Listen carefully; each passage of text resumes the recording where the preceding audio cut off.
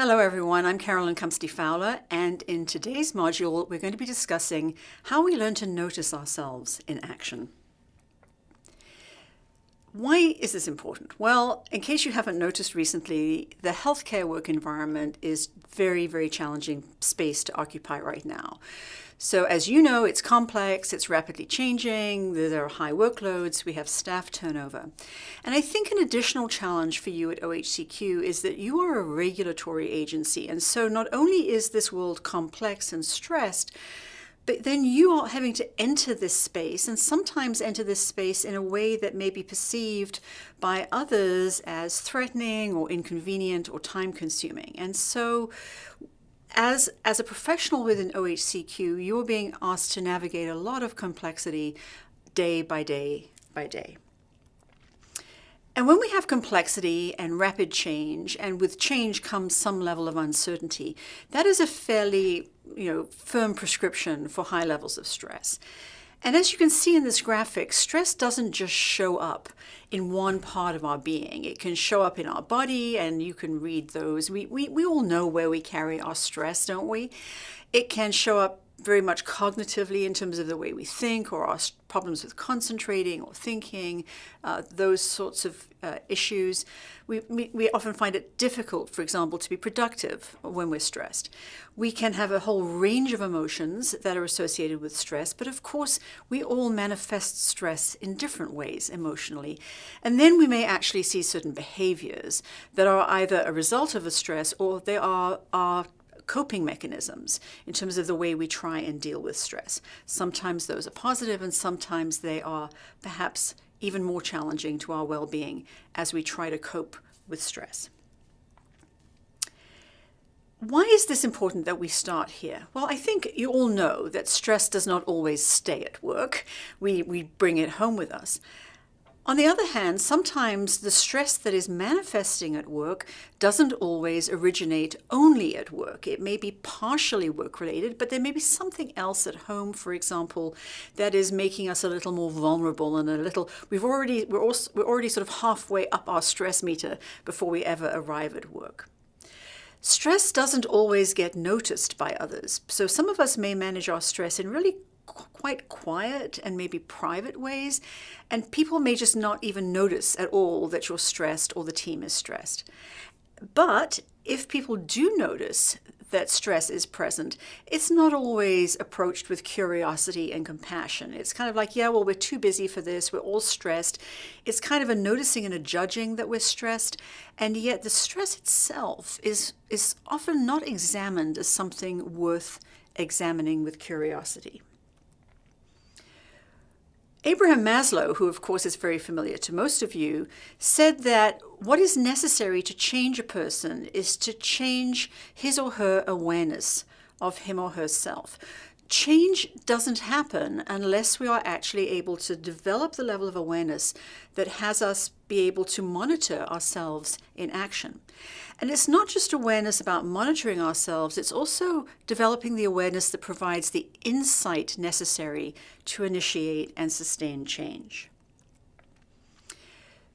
So in this module, we're going to practice becoming aware of our brain in action.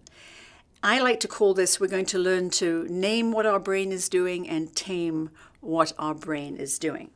But before we go further with the practice component of our module, let's think a little bit about how risk and fear influence our brain. Now, why did I use these two words? We know in the work that we've done together that for many of us, one of our greatest fears is a fear of failing, of not being good enough, of letting people down, fear that maybe something we miss will lead to somebody being harmed or a patient being harmed. That fear also then has us identify risk. So anything that potentially is getting in my way of doing what I need to do is perceived as a risk. So in this case, it's not necessarily a physical risk, but it could be a risk to our integrity, our reputation, our job, our relationships, whatever else that is. And notice that I used the word perceived, because whether or not the risk is real or perceived, our brain still reacts to it. And so even if you can say to somebody, well, gosh, don't be silly. Of course you're good enough. Of course you're skilled enough to do this job. If they are truly perceiving this fear or risk, we can't discount it. We have to think about what that means for us as leaders in our team. So this is not a formal discussion. However, I've left the opportunity here for you, if you want to pause the video, to just take a few minutes to say, well, what do you think the connection is between perceived risk, fear, and your stress level?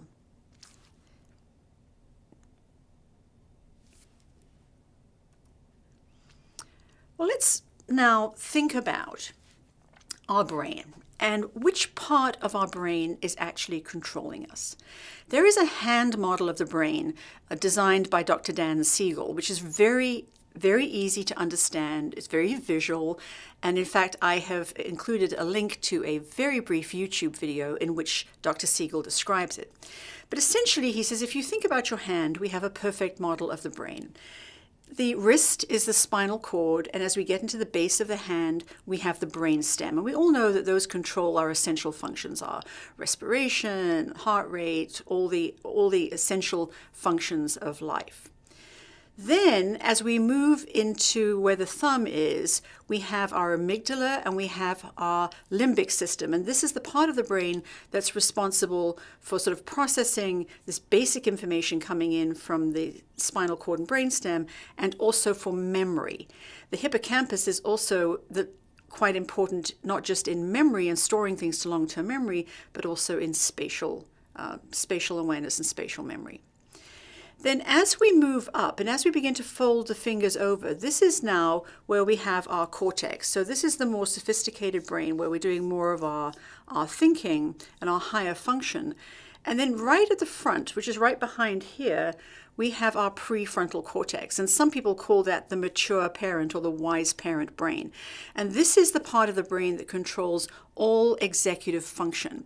So if you think about the skills that you need to be able to be effective, our ability to do critical thinking and reasoning, integrative thinking, solution finding, to demonstrate empathy, to be collaborative, all of these functions lie in the prefrontal cortex. And in fact, empathy is right in the middle of our prefrontal cortex.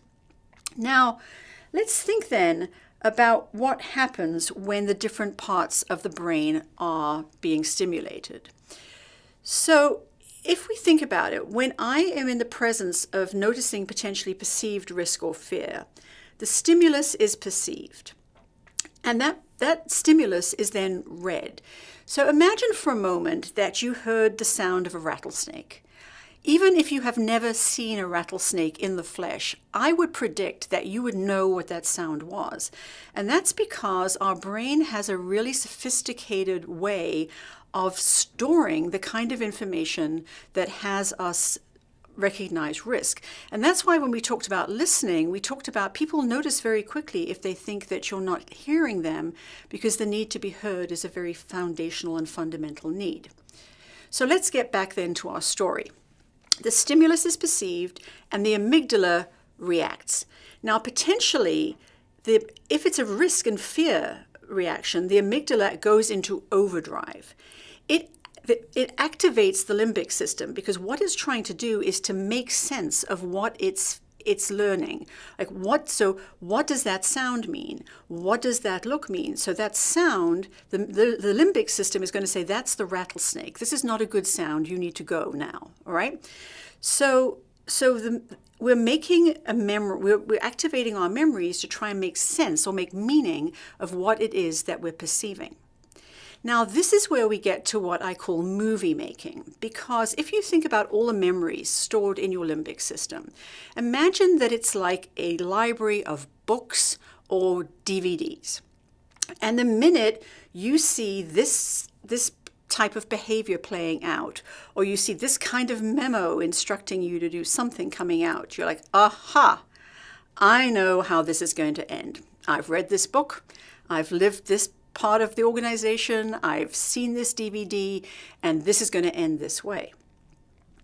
And when we get upregulated enough, what happens is that usually our cortex and our prefrontal cortex are sort of connected very, very closely to this part of our brain. But when the limbic system and the amygdala upregulate at this point, they literally disconnect from the executive brain, and it's what Dr. Siegel calls flipping your lid. So now at this point, your brain is functioning at a much more primitive level, and it has disconnected itself from the very part of the brain that we need to make smart decisions. So what happens then when we flip our lid? Well, essentially, the wise parent brain has left the room. And what we notice is that we become upregulated, whether we're upregulated in a sort of very obvious physical sense or whether we're becoming passive aggressive or defensive. We may become more emotional, and we tend to react based on previous experience, previous insight. This is very much when we go to our judger. Like, I know how this is. I know who she is. Well, what do you expect with that kind of person? And so our ability to ask questions and to reason and to clarify assumptions and actually to learn is compromised. And you may have had this experience where you say, I'm just so stressed right now, I can't think straight. Or if somebody asks you to make a decision, you'll say, I'm not in a place to make this decision right now. I don't have the bandwidth right now to make a decision. And we know as we get tireder at the end of the day, when we're hungry, we're tired, we're alone, we're sad, all of these attributes, right, all of these risk factors make it more and more likely that we will flip our lid and be minus our executive brain. So it's important that we learn to notice that. Not only are we likely to notice this physically, and remember, when we flip our lids, we're not noticing it cognitively and intellectually. We're much more likely to notice it in terms of the symptoms of fight and flight. So we're more like, we might see a heart rate going up, we're breathing more shallowly, we may be sweating, our chest may feel tight, we may have a headache. Whatever that is your body's trying to tell you, we're in upregulation right now. Now, if you look at the picture on the left-hand side of the screen, this comes from Judith Glazer's wonderful book, Conversational Intelligence. And what she's showing is that when you look at this more primitive part of the brain here, this is where we have distrust. This part of our brain is designed to keep us safe, and therefore it is completely appropriate that it not trust what it sees. It's going to say, well, are you a threat to me? I'm going to sort of leave now and ask questions later. So trust is in this part of the brain. As we move more into the cortical area, we're moving towards trust. In the middle, we have sort of trust and distrust. We can go either way. And as I'm going to mention to you in a while, the challenge here is that they are not equally balanced because our brain is designed to preferentially store the negative, the things that could cause us fear, the things that we would distrust. When we move into the prefrontal cortex with this capacity for empathy, we find ourselves in a position where we can build trust. And this diagram of sort of the range of where we are when we're in our primitive brain versus in our executive brain is really interesting to me. Because if you look at where we are when we're functioning in this lower part of our brain, the language of that part of the brain is I. It tends to be distrustful, it tends to be skeptical, and we've all found ourselves in positions either personally or in working with others that we are facing a situation where people are firmly locked in this place of skepticism and mistrust.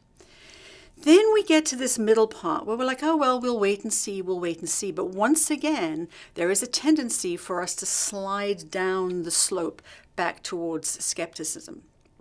As we are able to manage ourselves, master ourselves, so that we don't flip our lid and we're able to keep our executive wise parent brain connected, then we are more able to enter a place where we are able to use the word we, where we're able to trust the wisdom and the motives of our colleagues, and where we're able to do collaborative solution finding.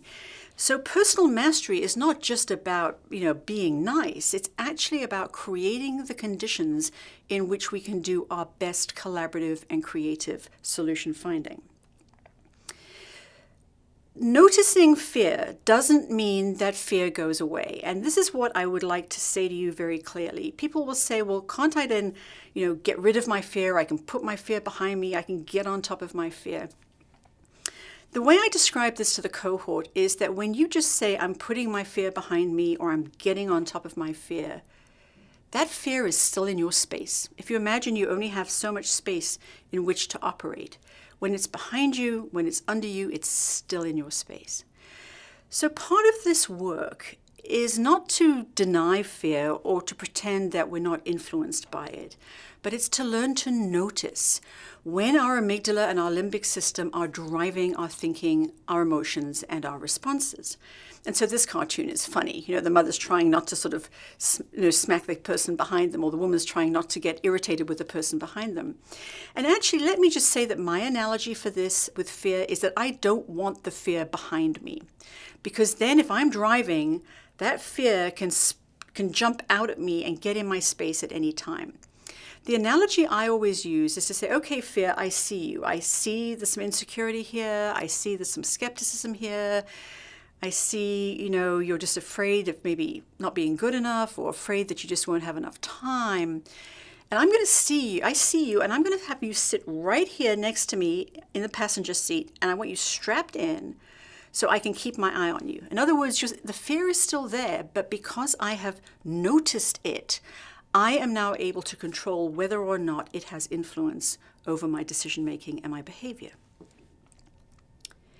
So we're going to practice noticing, and we're going to do it in 2 rounds. And let me set this up first and hopefully remove any anxiety or performance anxiety that you may have.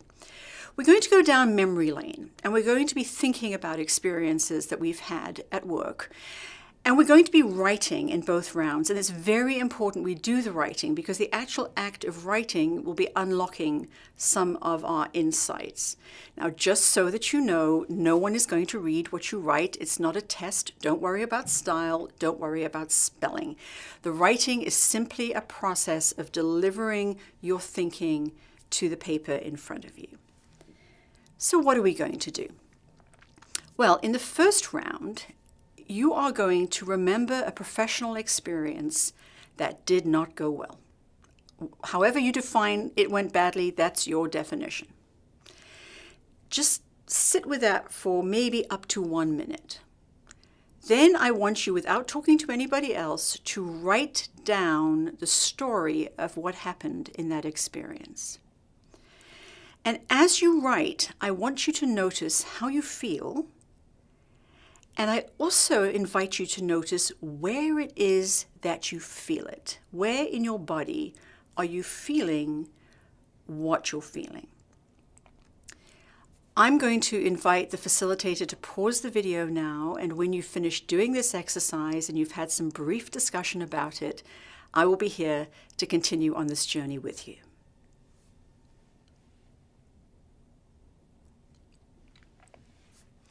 Welcome back. So how did that go? What did that feel like? Was it difficult? Did you feel a little uncomfortable? I remember when I had to do this exercise in a training I did, I struggled to get going with the writing. The memory was so visceral that I just didn't really want to relive it again. So in general, would we say that that was a pretty uncomfortable and maybe upsetting to some extent experience? Is that fair? Yeah. Let's think about this. What we know is that negative experiences are saved to long-term memory very quickly. Those are the hippocampi, the little seahorses. That's where we're saving memory. And in fact, negative experiences are saved almost instantaneously to long-term memory. And that's why when we ask you to remember a negative experience, something that didn't go well, your recall can be almost immediate and very, very clear. In other words, sometimes a really negative experience, when we recall it, can almost be in technicolor. It's so vivid. You'll hear people saying, gosh, that was 15 years ago, and it feels like it was yesterday. Well, the reason is that the brain takes this snapshot in time, often without the context around it, just that snapshot of that experience in time, and it saves it to long-term memory. And that's why when we recall the negative, they are so vivid, so clear, and so influential, actually. So now let's try this a second time. This time, I want you to remember a professional experience that, even if it was challenging at the time, ended well.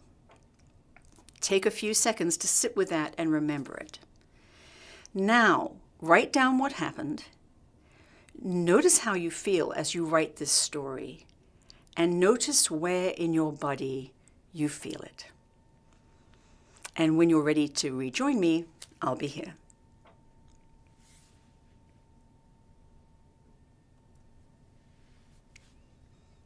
So how was that experience? Better?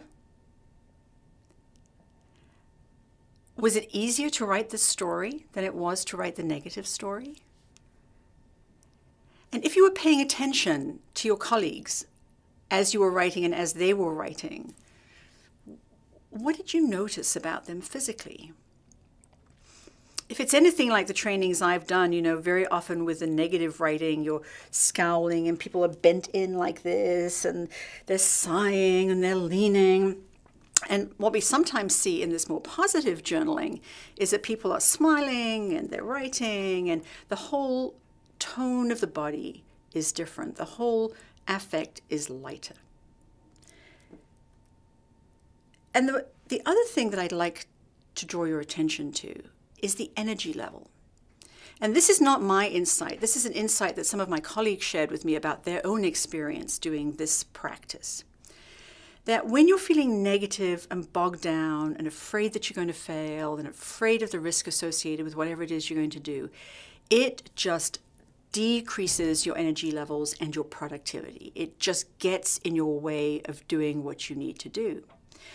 When you're able to enter it from a more positive sort of mindset, then telling that story and doing that work was actually much easier. The energy levels were higher, it was easier to be productive, it was easier to think. And this is not imagination, it's actually real. It was, because your executive brain was active and connected, it was truly easier to be creative and to tell this story of your success. So how can we save these more positive experiences to long-term memory? And I put this little seahorse there for you to remember, because the seahorse is such a charming and whimsical image. I thought you might like that one. Well, the way that we do this is that we actually have to take time. In fact, some people say that it can take up to 20 seconds of intentional effort to store a positive experience into long-term memory. Some of that depends on how tired we are or what else is competing for attention. But this is why when we begin to reflect on the positive experiences, journal or discuss our positive experiences, we are actually then taking the time to notice, reflect on, and learn about our strength and our positive experiences.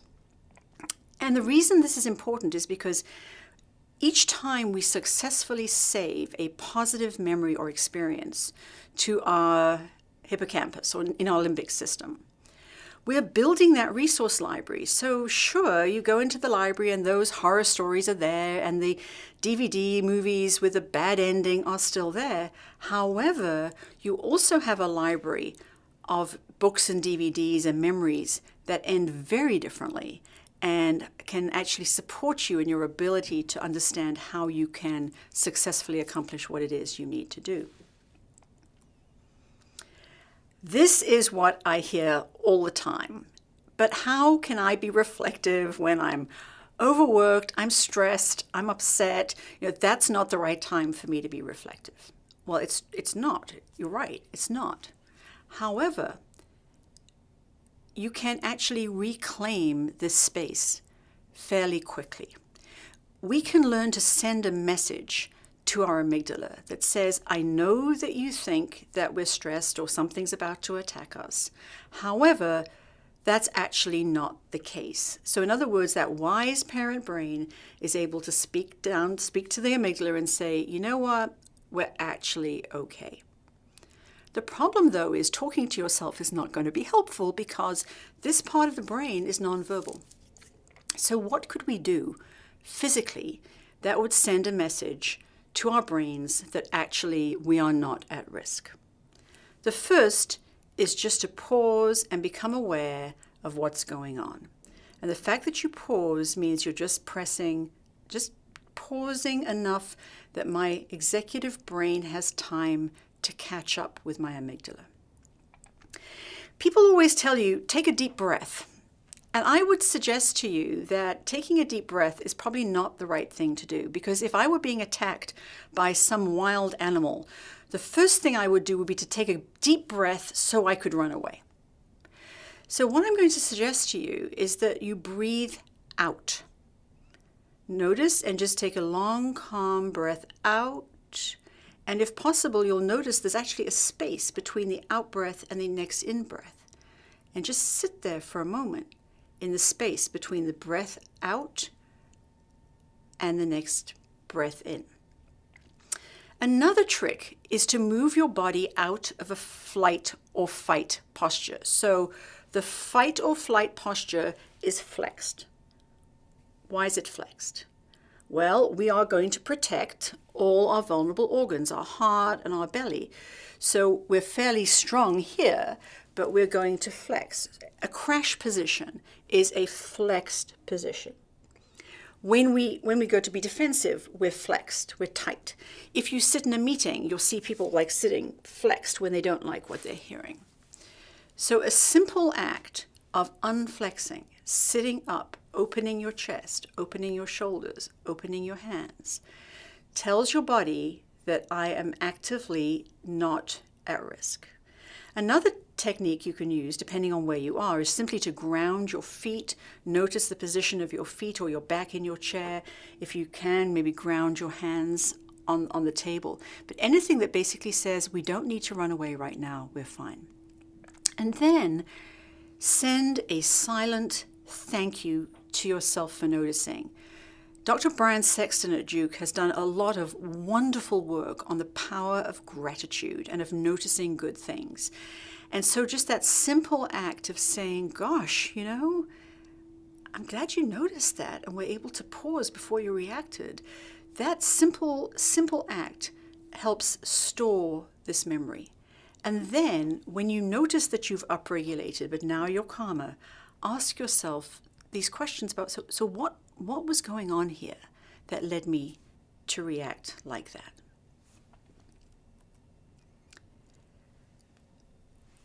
Give yourself ultimately the gift of a mindful pause. And a mindful pause is not something that we take only when we're upregulated. This is something in the mindful leadership world where that is advocated. In fact, it's recommended that we try to give ourselves several mindful pauses on the way through any day. And what the pause stands for is that firstly, we just perceive. And let me just back up for a second. So you could be about to have a meeting, or you could be in a conversation, or you could be embarking on work, and you notice maybe just a little tiny bit of either upregulation, or you're just busy and maybe a little, reactive, and just that's okay. Just notice it. So the P is perceive. Just tune into yourself. And then allow about 10 seconds for your awareness just to sink in. How am I feeling? What's going on here? Give yourself just the space to understand how it is you're feeling, what's going on. And before you want to manage it, discount it, run away with it, give yourself permission to just stay with it for a few seconds. We're not talking minutes, we're just talking seconds. So you say, all right, I'm feeling a little stressed here. I know I didn't have enough sleep. All right. And then you entertain your options. Are you in the right place to make this decision? Do you maybe need to go and drink some water? Do you need to go and walk around the block? Do you maybe just need to spend a minute breathing? Do you need to reach out to a colleague for another perspective? Whatever it is, you have options, you have choices. And this seems to be something that's hard to fit into the craziness of our day, but literally mindful pauses don't need to be more than around a minute in length. And they don't have to be that formal. So the other thing we can do in addition to the mindful pause is to build in what we call mindful moments. And these can literally be seconds where we noticed something, and instead of it just flitting past because we're so busy thinking about the next crisis or the next thing to do, just take a moment to notice it. So, for example, coming into the building and you see somebody opening the door for a colleague, notice it. Notice the kindness of the smile you receive from somebody as you walk into the building. Notice kindness. Store it. And notice moments of awe. Dr. Sexton talks a lot about awe, just the beauty that surrounds us. And whether it's just that as you're rushing from the parking lot into the building, you pause to say, gosh, those clouds are beautiful. Or the grass is so green today. And this may land as such a trivial thing to do, but it is absolutely transformational. And I included this picture for you because this represents one of my mindful moments. A few months ago, I was scheduled to fly back from a conference, and as often happens, the plane got delayed. And so instead of getting back in time for the other things that I had on my to-do list and time with my family, I spent several hours sitting at an airport somewhere in the Midwest. However, when we took off and started flying home, I looked out of the window and I saw this exquisite sight of sun setting on this beautiful cotton wool fluffy cloud bank. And I thought to myself, if our plane had not been delayed, you would never have seen this. And so that was an awe moment for me. It just allowed me to sort of settle and regroup in terms of my feelings about this experience. I've provided a link on the bottom of this slide to a video that I showed the leadership development cohort, and I would really encourage you to take the time, maybe not today, but take the time to watch it. It's 5 minutes. It's a meditation by Brother David Steindl-Rast, and it's about gratitude. The video is called A Good Day. It is filled with beautiful images and ideas, and it's just so beautiful. I invite you to watch it and enjoy it. So in closing, once we learn to notice our brain in action, we learn to self-calm, but most importantly, we get to choose our response. And when we get to choose our response, we also have a greater sense of self-control and self-efficacy. And the final quote that I'm including in this module is one from Eckhart Tolle, who says, "Awareness is the greatest agent for change." I wish you great success in your journey to increased self-awareness.